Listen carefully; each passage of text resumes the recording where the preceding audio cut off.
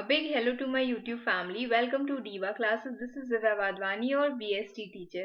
Today we'll be solving the part 2 of important questions in which we were taking the previous year questions starting from 2020.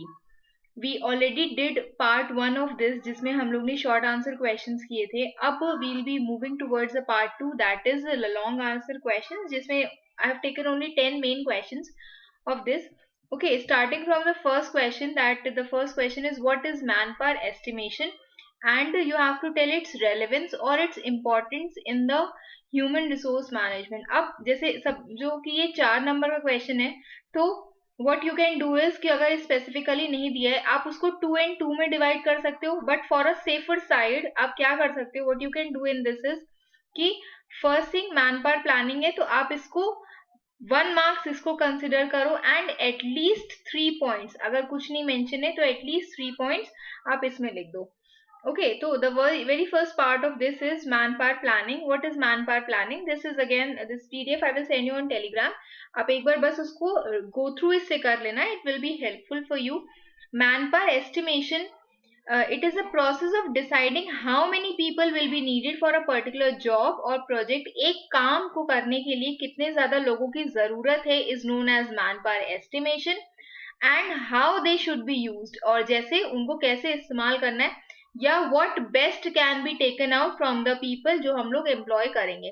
It consists of putting the right number and the right kind of people in the right place. कि हमें कभी भी अगर in an organization if you are supposed to appoint someone, तो ऐसे नहीं कि हम 4-5 लोगों को ऐसे ही अपॉइंट कर दें. इट्स जस्ट कि आपको पहले ये डिसाइड करना होता है कि आपको एक्चुअली कितने लोगों की रिक्वायरमेंट है और उसके according he you will take the people.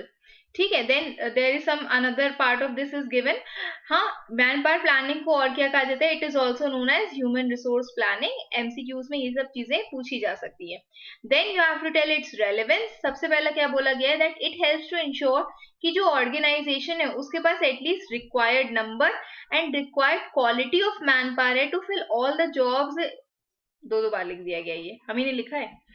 क्या कहा गया इसमें? रेलेवेंस या इंपॉर्टेंस उसकी क्या है कि ये ऑर्गेनाइजेशन को ये चीज की श्योरिटी देता है कि there is a required number of people जो ऑर्गेनाइजेशन के पास है and required quality of people, कि हमें अगर हम ये डिसाइड करते हैं कि जॉब है जो स्किल्ड है अनस्किल्ड है, उसके अकॉर्डिंग हम लोग क्वालिफिकेशंस, उसके अकॉर्डिंग हम लोग एलिजिबिलिटी तय करते हैं और उसके अकॉर्डिंग ही we go and select the people, we go and recruit the people.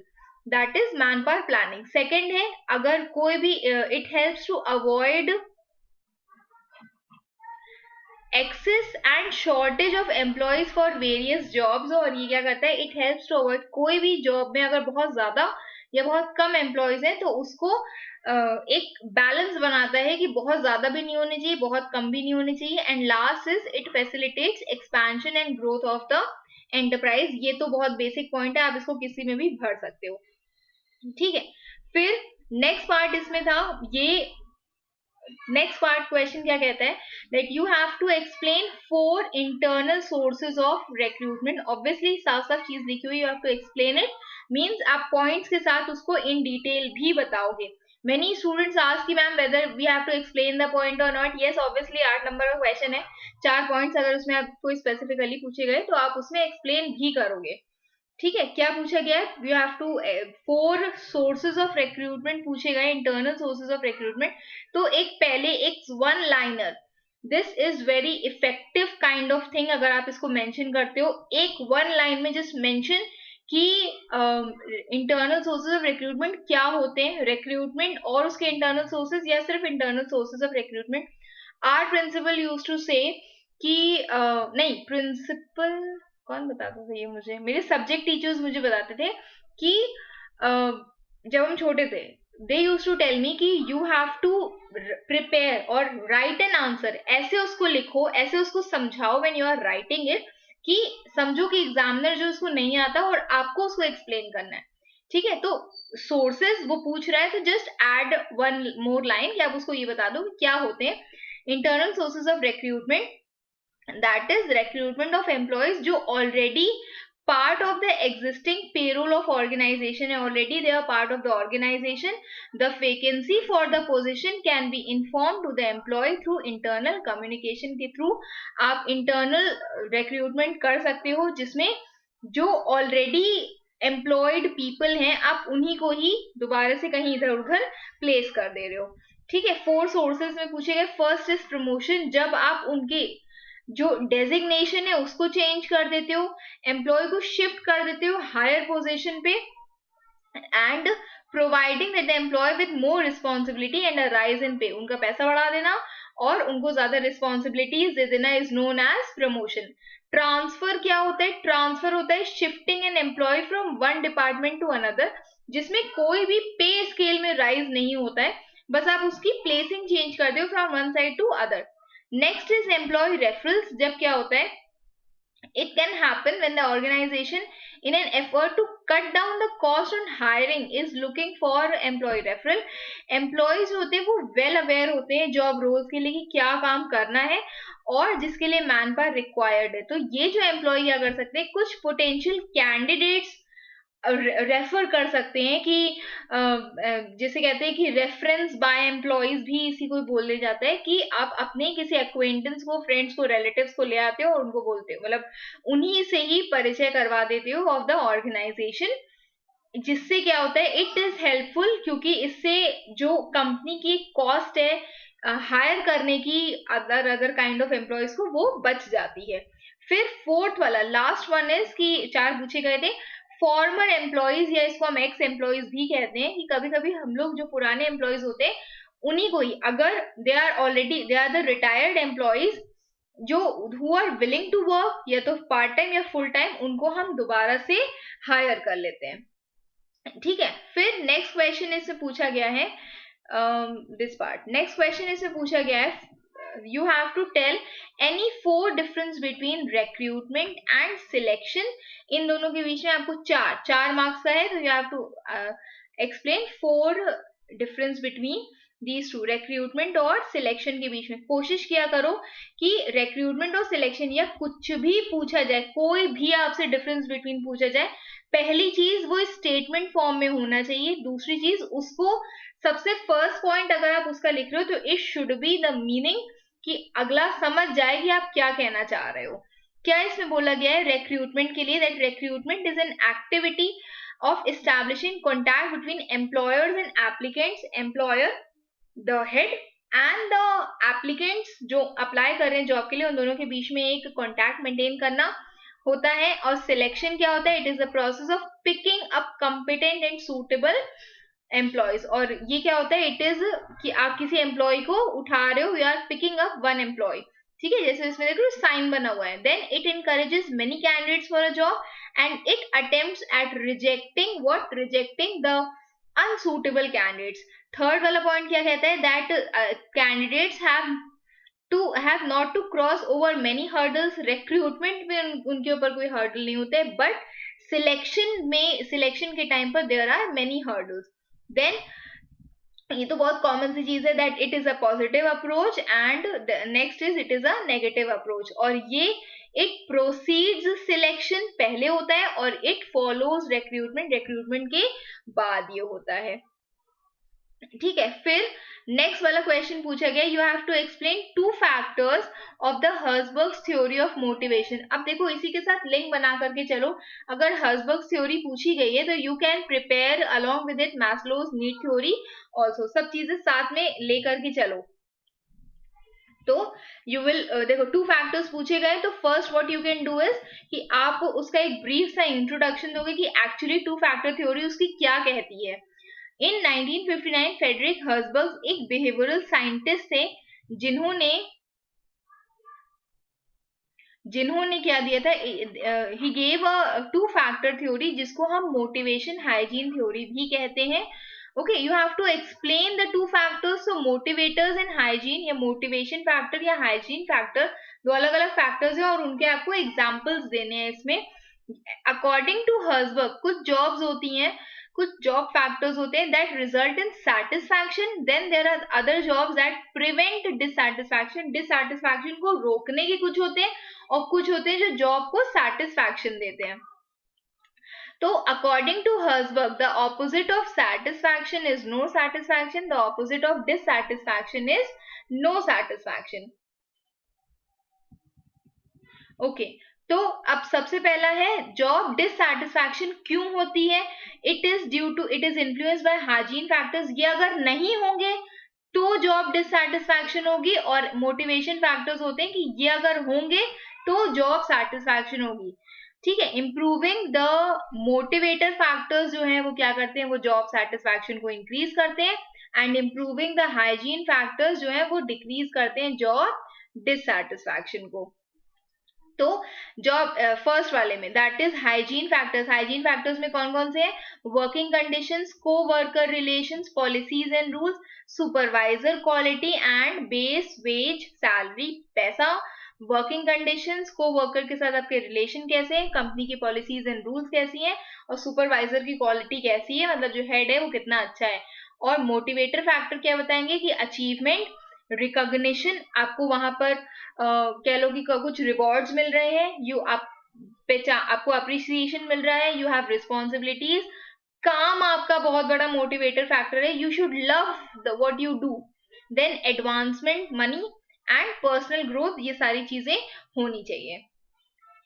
फिर नेक्स्ट क्वेश्चन इज कि you have to tell 4 difference between training and education. Training और एजुकेशन के बीच में आपको 4 डिफरेंस बिटवीन बताने हैं. 4 मार्क्स का है ये. ठीक है, तो we will move towards the 4 difference between training and education. First, हम सिर्फ 4 ही इसमें से पढ़ेंगे. फर्स्ट है pursuit of ability and pursuit of knowledge. Training क्यों होती है, so that one of the skill, one of the ability can be improved. और एजुकेशन क्यों होती है, so that you can go for some knowledge, ज्ञान के लिए आप एजुकेशन लेते हो. एंड ट्रेनिंग क्यों मिलती है, so as to improve your performance and productivity. और एजुकेशन आपके अंदर एक सेंस ऑफ रीजनिंग और जजमेंट शुरू करती है. देन ट्रेनिंग क्या है, it is a method of skill को डेवलप करने का एक तरीका, and education is a method of gaining knowledge. ठीक है, ये कुछ टास्क हमें सिखाती है और ये हमें जनरल कॉन्सेप्ट्स बताती है. ये प्रैक्टिकल एप्लीकेशन है, ये थ्योरेटिकल है, ये शॉर्ट टर्म है, ये लॉन्ग टर्म है. But again I am saying, एक चीज याद रखना, कभी भी अगर डिफरेंस बिटवीन आते हैं तो इसको स्टेटमेंट फॉर्म में लिखना. It is a long term process, it is a short term process, then it has practical application, it is theoretical orientation. Okay, ऐसे करके इसको स्टेटमेंट फॉर्म में लिखना.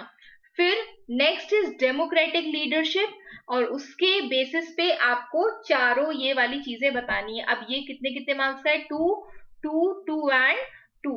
तो सारे इक्वल पार्ट्स में डिवाइडेड है, 2 मार्क्स की सारी चीजें. क्या कहा गया है इसमें, the question is you have to tell democratic leadership कैसी होती है. Democratic leadership explains, it is also known as participative leadership. याद रखना इसको, या इसको शेयर्ड लीडरशिप भी कहते हैं. It is a leadership style in which the members of the group participate in decision making process. Company या ऑर्गेनाइजेशन का जितना भी डिसीजन मेकिंग होता है उसमें डेमोक्रेटिक लीडरशिप होती है. मतलब पीपल जो है वहां के जो भी वर्कर्स हैं, द ऑफिस मेंबर्स हैं, वो सब क्या करते हैं, they are participating in the decision making process. It can apply to any organisation, private, schools या फिर गवर्नमेंट सेक्टर, सब जगह पर इट इज इक्वली एप्लीकेबल. फिर पूछा गया इसके एडवांटेजेस एंड डिसएडवांटेजेस. तो डेमोक्रेटिक के एडवांटेजेस क्या है, you can utilise the talent of employees. Okay, उसके बाद एम्प्लॉयज फील मोटिवेटेड और उनका मोरल इंक्रीज होता है. बहुत ज्यादा बेटर कम्युनिकेशन होती है वर्क प्लेस पे, क्योंकि ऑब्वियसली आप एम्प्लॉय से उनकी क्रिएटिविटी बाहर निकाल रहे हो, उनके अंदर एक सेंस ऑफ रिस्पॉन्सिबिलिटी आता है. There is increase productivity. Employee ने अपना खुद का अगर चीजों में पार्टिसिपेट किया है, डिसीजन मेकिंग में पार्टिसिपेट किया है, तो वो भी अपना 100% चीजों में देने की कोशिश करता है. नेक्स्ट डिसएडवांटेजेस पूछे. अगर आप if you will ask from each and every person, obviously the decision making process will be slow down, your decisions will be delayed. Then it is not suitable for unskilled and incompetent workers. जहां पर unskilled या incompetent workers है वहां पर it is not suitable. Then there is lack of secrecy. Obviously आपको सब कुछ अपने members, office members को बताना पड़ता है. There is lack of secrecy and discipline cannot be maintained. Then फिर पूछा गया कि आपको दो स्पेसिफिक कंडीशंस बतानी है जहां पर this style is most effective. तो ये वाला पार्ट मुझे बुक में नहीं मिला. डेमोक्रेटिक लीडरशिप वहां पर उन सिचुएशंस में होता है जहां पर ग्रुप मेंबर्स जो है वो स्किल्ड हैं. ऑब्वियसली यहाँ पर एक चीज स्टेटमेंट दी हुई थी ना कि अनस्किल्ड के लिए इट इज नॉट सूटेबल. तो उसी के अकॉर्डिंग ही यहाँ पर यू कैन राइट कि स्किल्ड मेंबर्स होने चाहिए. They should be eager to share their knowledge. और it is also important कि they should get ample of time to allow people to contribute. आपको उनको specific time देना चाहिए. There should be a plan. There should be vote on the best course of action. ठीक है. फिर next question इसमें पूछा गया है क्वेश्चन पेपर में. द क्वेश्चन इज कि with reference to staff based benefits, staff benefits provided by the organization, you have to explain two terms, that is group insurance and employee provident fund. ये दो चीजें आपको इसमें explain करनी है. तो we will move towards the next part. दो चीजें पूछी गई हैं. you can use how you can use it. आप उसको different paragraphs में भी बना करके लिख सकते हो, चार्ट फॉर्म में भी बना करके लिख सकते हो जैसे हमने इसमें एक्सप्लेन किया हुआ है. चीजें थोड़ी सी ज्यादा प्रेजेंटेबल लगती हैं अगर आप उसको ज्यादा सुंदर से दिखाओगे. क्या कहा गया है ग्रुप इंश्योरेंस में? It covers a defined group of peoples. For example कि अगर एक लंबी सी ऑर्गेनाइजेशन है तो उसमें आप बहुत सारे लोगों को साथ में इंश्योरेंस करवा रहे हो, that is known age group insurance. Members of a professional association, society या एम्प्लॉयज ऑफ एन ऑर्गेनाइजेशन जब एक साथ इंश्योरेंस करवाते हैं तो it is group insurance. It includes life cover, health cover और other types of personal insurance. ये हमने HDFC की वेबसाइट से उठाया है. फिर एम्प्लॉय प्रोविडेंट फंड क्या होता है? ये जिसको हम PF भी बोलते हैं, ये एक रिटायरमेंट सेविंग स्कीम है that is available to all salaried employees. जितने भी salaried employees हैं उनके लिए ये होती है. It is backed by the government which on which fixed interest is paid, जिसपे फिक्स इंटरेस्ट पे किया जाता है जो एम्प्लॉयर और एम्प्लॉय दोनों मिल करके कंट्रीब्यूट करते हैं. The employee provident fund is administered by employee provident fund organisation. EPFO आपने सुना होगा, स्टैट्यूटरी बॉडी. स्टैट्यूटरी मींस ये एक एक्ट के अंडर बनी हुई बॉडी है that is developed by the government of India under ministry of labour and employment. Now it is formed to administer the mandatory contribution towards PF scheme both by employees and employers. अब इसका कुछ chart दिया हुआ है कि employ कितना contribute करेगा और एम्प्लॉयर कितना करेगा. तो पेंशन स्कीम में एम्प्लॉय नहीं करेगा, प्रोविडेंट फंड में एम्प्लॉय करेगा 12%, 10% कुछ कंडीशंस, कुछ स्पेसिफिक कंडीशंस थी उसमें वो करेगा. जैसे ऑर्गेनाइजेशन का साइज अगर मैक्सिमम 19 है तो वो 10% करेगा, अगर 19 मेंबर्स है तो वो 10 करेगा, नहीं तो 12% करेगा.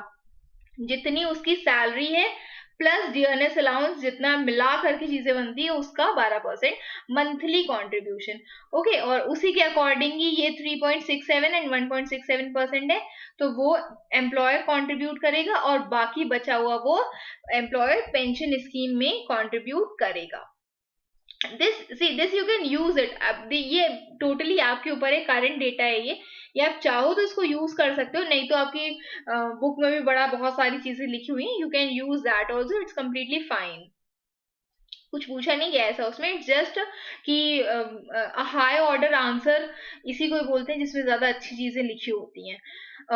You have to explain any 4 advantages and limitations of seniority based promotion. तो इसका एक बहुत बड़ा सा चार्ट है.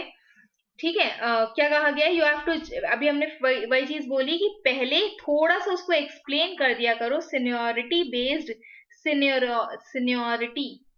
सीनियोरिटी बेस्ड प्रमोशन वो प्रमोशन होता है जहां पर मैनेजमेंट प्रमोट करती है एक एम्प्लॉय को on the basis of their seniority within the company compare to the candidates की वो कितने लंबे समय के लिए उसने काम किया है। यहाँ पर एज नहीं, वो कितने लंबे समय के लिए काम किया है वो यहाँ पर डिसाइड करता है। ठीक है, तो एडवांटेजेस इसके क्या होते हैं, ये ट्रांसपेरेंट या ऑब्जेक्टिव है, साफ साफ पता चलता है, देयर इज नो बायसनेस। भाई तुमने अगर ज्यादा साल बिताए हैं तो तुम्हें प्रमोशन मिलेगा, कम साल बिताए हैं तो नहीं मिलेगा। Then increases pay over life cycle, it is alternative to promotion and it raises the pay for non manual workers, women are over represented. ये मुझे नहीं समझ में आया क्या बोला गया। फिर वुमेन सीनियोरिटी में बी इक्वल टू मेंस, की जितना आप लंबे समय के लिए काम करोगे उतना आपको जल्दी उसमें प्रमोशन मिलेगा, it doesn't matter whether you are a man और अ वुमन।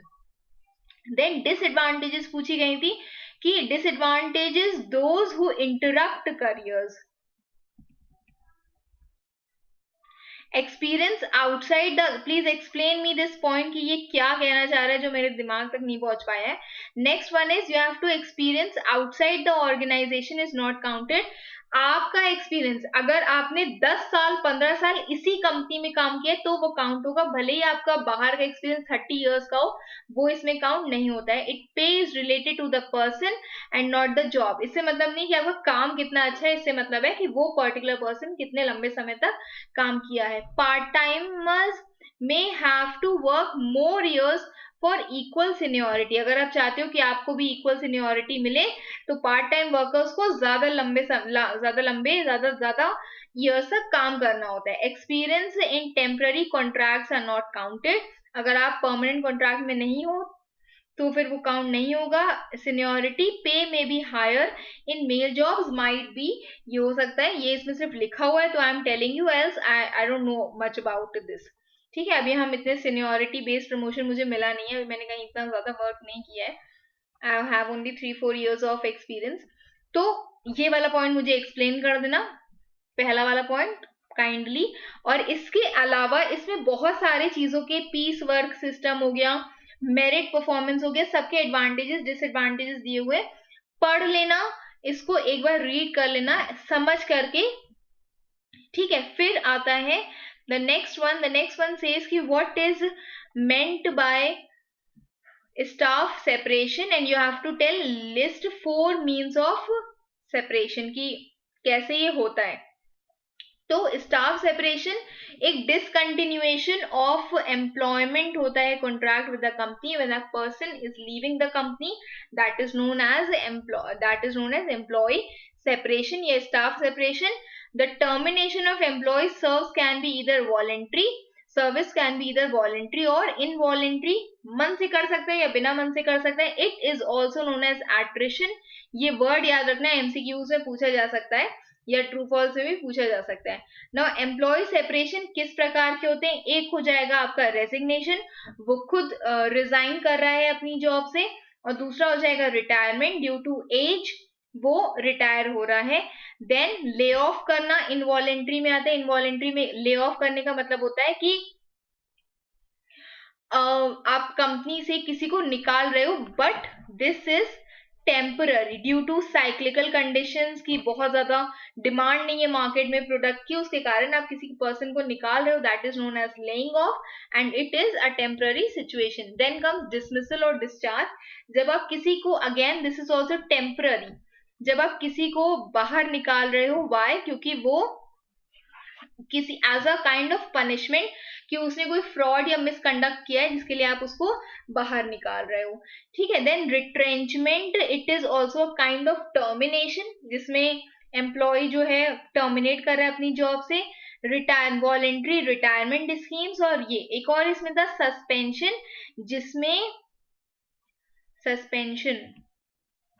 जिसमें एन एम्प्लॉय आप उसको परमानेंटली, या ये कुछ ज्यादा ही सीरियस काइंड ऑफ होता है, सीरियस पनिशमेंट्स के लिए होता है ये, तो जिसमें एक प्रॉपर इंक्वायरी बिठाई जाती है, then a person is suspended from the job. और ये लास्ट वाला जो है, this is not in your course, there is nothing that you should study this. फिर हम लोग अपने लास्ट क्वेश्चन पे जा रहे हैं, जो बाकी चीजें हैं this I will explain you in the next part, in the next video. क्या कहा गया है, you have to tell communication क्या होता है और 6 difference between formal and informal communication. तो the very first part of this is meaning पूछी गई है, कम्युनिकेशन क्या है, it is a two way process and it involves transferring of information from one person to another, कि आप दो लोगों के बीच में there is a kind of communication जिसमें आप एक टू वे प्रोसेस है जिसमें you are conveying some idea, thought, message to the other person. This person is a sender, the other person is a receiver. इसका जो process है वो भी पूरा पढ़ के जाना.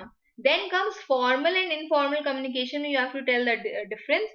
ये एक deliberately drawn structure होता है, एक पूरी hierarchy होती है.